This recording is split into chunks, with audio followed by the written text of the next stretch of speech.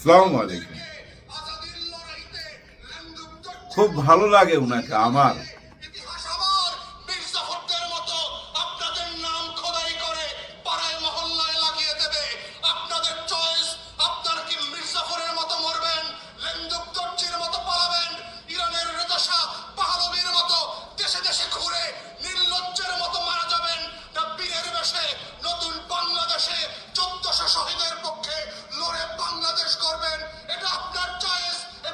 বাংলাদেশের ভবিষ্যৎ এটাই 5 কোটি তরুণে দেয়ালে দেয়ালে লিখে সেই বাংলাদেশের কথা বলে গেছে।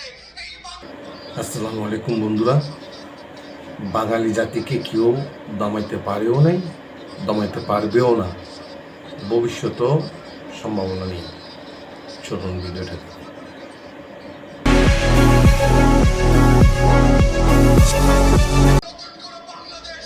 এই বাংলাদেশের বাইরে অন্য কোনো বাংলাদেশ কেউ তো চায় না। জুলাইয়ের কথা আপনাদের মনে আছে? মা বোনরা রাস্তায় নামছিল, আমি এক বোনকে দেখছি, আপনারা একটু দেখেন ভিডিওটা। আমি চাচ্ছি যে আমাদের দেশটা স্বাধীন হোক, ভালোভাবে হোক। আন্টি দোয়া করেন আমাদের জন্য, ভালো আছেন? অনেক রে শোনা রে, আমি যে কি খুশি হচ্ছে মা, আমি কিছু করার পাচ্ছি না বয়সের কারণে মা। আমি চাচ্ছি যে আমাদের দেশটা স্বাধীন হোক, ভালোভাবে হোক। কিছু করতে পারছি না মা, আপনাদের এখন কিছু গেঞ্জি সেলাই না রে, ক্যাব যতটুকু পাচ্ছি আর কি পানি দিচ্ছি মা। দোয়া করি শোনা, আল্লাহ তোমাদের ভালো করুক। ধন্যবাদ। উনি কোন বাংলাদেশের কথা বললেন? বললো না নতুন বাংলাদেশ চাই বাবা, নতুন বাংলাদেশ চাই। তার মানে কোন বাংলাদেশে ছিল গত 54 বছর স্বাধীনতার পর? আবার কোন বাংলাদেশ চাই উনি? একটা বাচ্চাকে দেখছেন না, টানতে পারে না 5 লিটার পানি, ও পানি নিয়ে যাচ্ছে। যুদ্ধ চলতেছিল তো, যুদ্ধ, 5 লিটার পানি টেনে নিয়ে যাচ্ছে এইটুক বাচ্চা।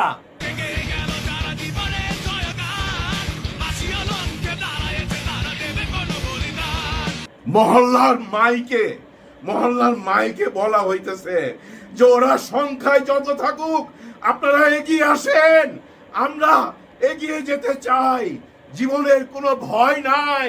কেন? কোন বাংলাদেশ চাচ্ছিল ওই মহল্লার ভিতরে? সম্মানিত আমজনতা, এলাকাবাসী, আমি বলতে চাই এরা সংখ্যায় কম, আমরা একাধিক মানুষ আছি, 117 মানুষ আছি, 217 মানুষ আছি, আমাদের সংখ্যা বেশি, আমাদের লোকবল বেশি, আপনারা আগান। এরকম হাজার হাজার ভিডিও আছে ভাই, হাজার হাজার প্রমাণ রয়ে গেছে ভাই। হ্যাঁ, ওই যে ছাদের উপরে আইসা হেলিকপ্টার থামছে, ওই হেলিকপ্টারে উঠতেছে কারা? ওদের গায়ে কাপড় দেখেন, কাপড়ের দিকে তাকান, ওটা কি লুঙ্গি না ধুতি না অন্য কিছু? এত গুরুত্বপূর্ণ কে ছাদের উপর থেকে নিয়ে যাচ্ছে হেলিকপ্টারে করে?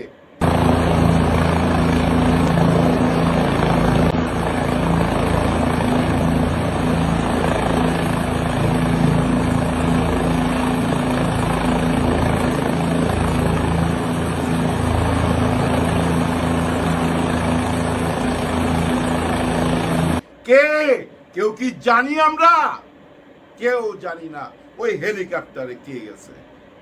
এইটাই তো ছিল জুলাই। ওই জুলাইরে ভুলে গেলে হবে? আর ওই জুলাই পরে আইসা আজকে এত কথা কেন? সবাই তো নতুন বাংলাদেশ চাইছে। জনগণ তো ওই দিন বলে নাই বাবা যাও পুলিশের সাথে যুদ্ধ করো, আমরা নির্বাচন চাই, নির্বাচন চাই, এই কথা তো বলে নাই। ওই বোনের মুখে শুনলেন না যে একটা বাংলাদেশ চাই, নতুন বাংলাদেশ চাই? কি বলছে ভাই? নতুন বাংলাদেশের কথাই তো বলছে। আর ওই বাংলাদেশ গড়ার জন্য ডক্টর মোহাম্মদ ইউনূস স্যার মজলিসে বসাই দিছে ভাই, সবাই বসাই দিছে।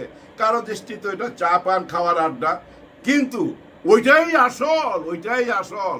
আলী ইমাম সাহেব আজকে কি কথাগুলা বলছে আপনারা একটু শুইনা দেখেন।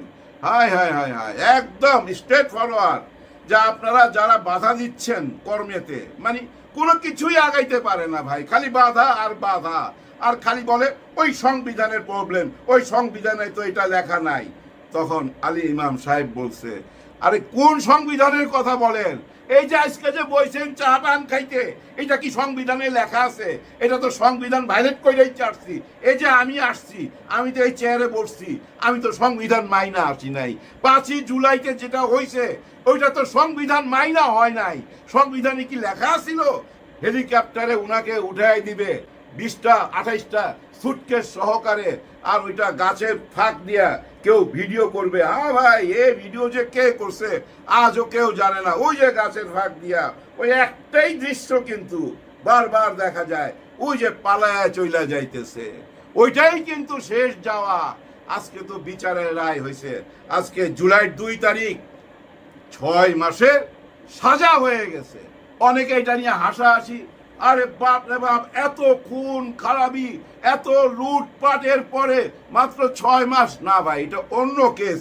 এটা হলো ওই যে অডিও কলে হুমকি দিছে যে আমি 172 জনের মারার লাইসেন্স পাওয়া গেছি, ওদের সবাই ঠিকানা নাও। কারণ উনি ওনার সাক্ষীদেরকে হুমকি দিতেছে, ওরা যেন কেউ সাক্ষী দিতে না আসে সশরীরে। ওই হুমকিটা কিন্তু ওই জন্য, এর মধ্যে কাদের সাহেব একটা হুমকি দিছে না, দেখে নিবে। এরকম হুমকি দিতেছে কেন? মানে উনারা আইসা আপনাদেরকে ধরবে। এই যে আন্দালিব সাহেব একটা কথা বলছে, উনাকে আমার খুব পছন্দ। হ্যাঁ, উনাকে আমার পছন্দ। উনার কথার মধ্যে বুঝছেন অনেক অর্থ লুকায়া থাকে। উনি স্পষ্ট ভাষায় বলছে, এই যে জুলাইতে আপনারা যারা আপনাদের ফেসবুকের কভার পেজ লাল করছিলেন, শেখ হাসিনা আসলে সবাই একদম পিছনটা লাল কইরা দিবে। আরো কি বলছে জানেন? ভয়াবহ কথা তো, যে 4 থেকে 5 কোটি মায়ের বুক খালি কইরা দিবে। ওই যে জুলাইতে যত ভিডিও আছে সবগুলা দেখা দেখা ভাই 5 থেকে 6 কোটি মানুষ তো রাস্তা নামছে, এদেরকে দেখা দেখা খুঁজা খুঁজা বাইর কইরা 5 বছরের মধ্যে 5 কোটিকে শেষ কইরা দিবে, 5 কোটি মায়ের বুক খালি কইরা দিবে। আরে এই জুলাইতেই তখন কত মায়ের বুক খালি হইতাছিল, কত বোন চিৎকার করতেছিল। রংপুরের ওই বোনটা তো বলতেছিল, আমার ভাইটা কত ভালো ছাত্র, আমার ভাইটারে কেন মারলো, আমার ভাইটারে কেন মারলো। আবু সাইদের বোন বলতেছিল না, কাঁদতেছিল না। সাউন্ড গুলা খেয়াল আছে আপনাদের? ওই টাইমের কিছু সাউন্ড এখনো কানে বাজে, এখনো কানে বাজে। ওই যে একটা মারি আরেকটা পিছনে দাঁড়ায়া যায়, এই কথাটা কোথায় বলছিল?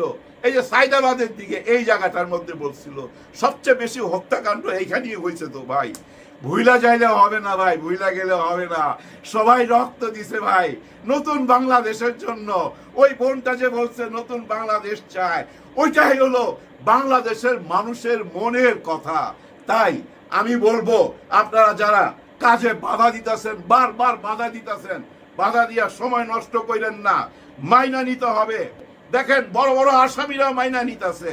ওই যে বিএনপি মামলা করছিল, 3 জনকে ধরছিল নির্বাচন কমিশনার হুদা, ওই যে হুদা সাহেবের গলার মধ্যে জুতার মালা দিছিল, গালের মধ্যে জুতার বাড়ি মারছিল। আজকে দেখেন উনি স্বীকার গেছে যে ওই টাইমে যে ভোট হয়েছে তখন না বুঝলো, আমি পরে বুঝতে পারছি এটা জালিয়াতি হয়েছে।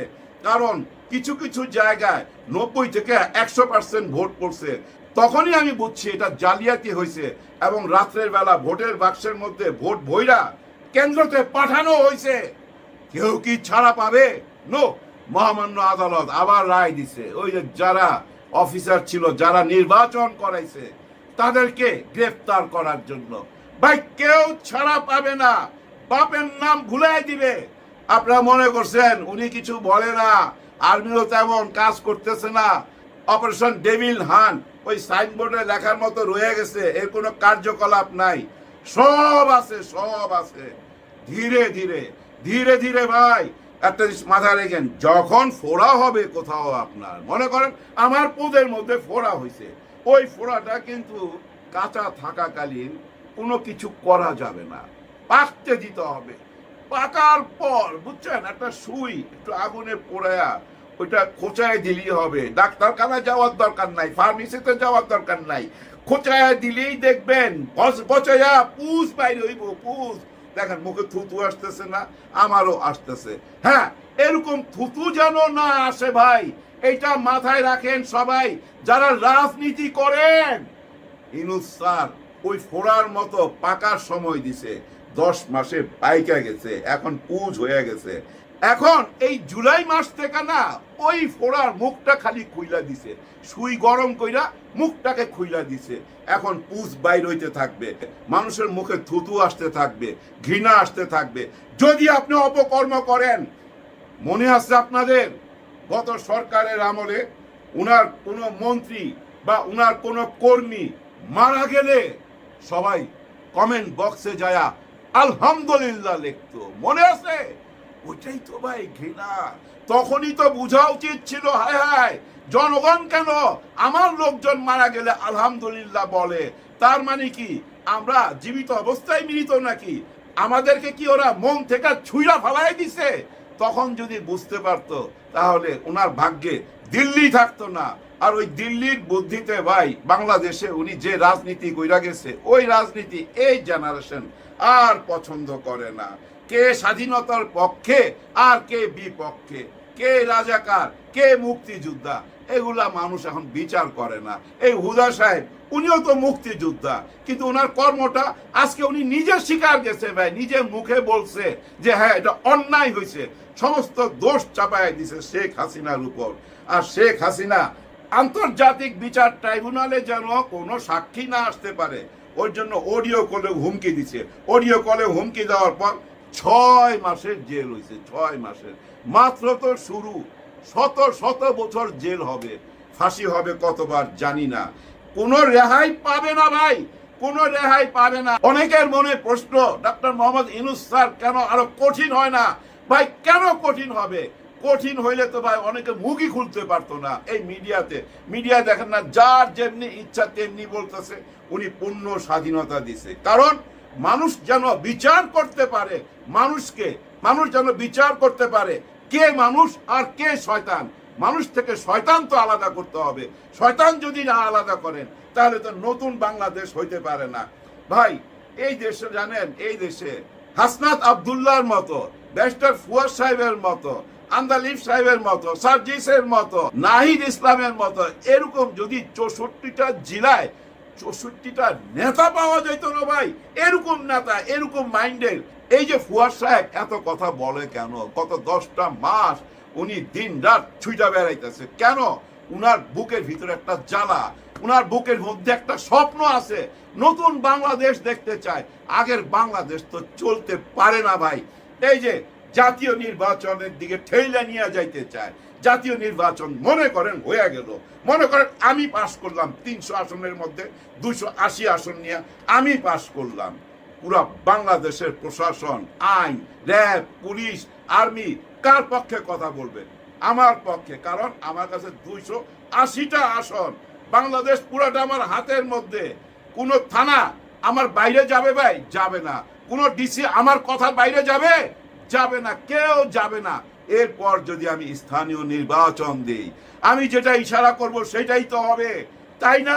পুরা প্রশাসন, আইন কানুন সবাই তো হেল্প করবে আমার লোককে, আমার পছন্দের লোককে। কিন্তু ওইখানে যে অন্যরা দাঁড়াইলো তাদের কি হবে? এইভাবে নির্বাচন চান? এরকম বাংলাদেশ চান?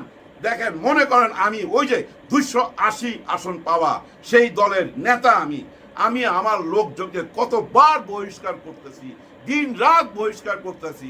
আমার প্রত্যেকটা বক্তব্যের মধ্যে থাকে সাবধান, তোমরা সাবধান হয়ে যাও। যারা অন্যায় করবে, জোর জুলুম করবে, লুট করবে, টেন্ডারবাজি করবে, চাঁদাবাজি করবে, তাদেরকে আমি স্থান দিব না, তাড়িয়ে দিব। এবং হাজার হাজার আমি তাড়িয়েও দিচ্ছি। কিন্তু থামতেছে কি?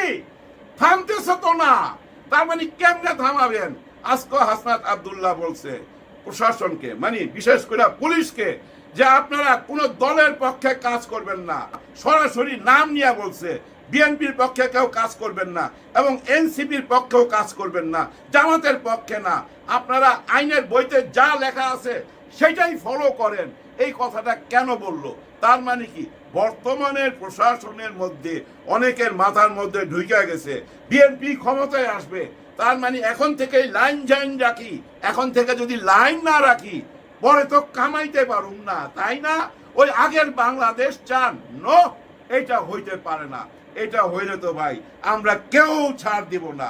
ডক্টর মোহাম্মদ ইউনূস স্যারকে কিন্তু আমরা ছাড় দেবার আগেই উনার কাজটা উনি করে ফেলবেন। অলরেডি ভাই অনেক দূর আগে গেছে, বাপের নাম ভুলে দিবে, একদম বাপের নাম ভুলে দিবে। আইন কি জিনিস আপনারা তো জানেন না।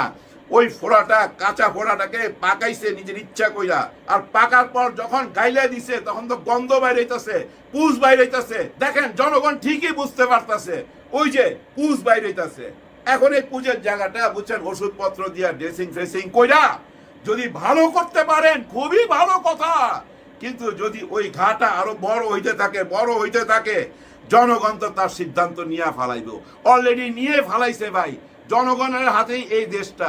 ডক্টর মোহাম্মদ ইউনূস স্যার এমন সিস্টেম বাইর করতেছে ভাই, আপনাদের হাতে ক্ষমতা, আপনারা যা চাইবেন তাই হবে, এবং উপরওয়ালা আমাদেরকে সেই দিকেই নিয়ে যাচ্ছে। সবার জন্য সবাই দোয়া করবে। ভিডিও আজকে এই পর্যন্ত। সবাই ভালো থাকবেন, সুস্থ থাকবেন। আল্লাহ হাফেজ।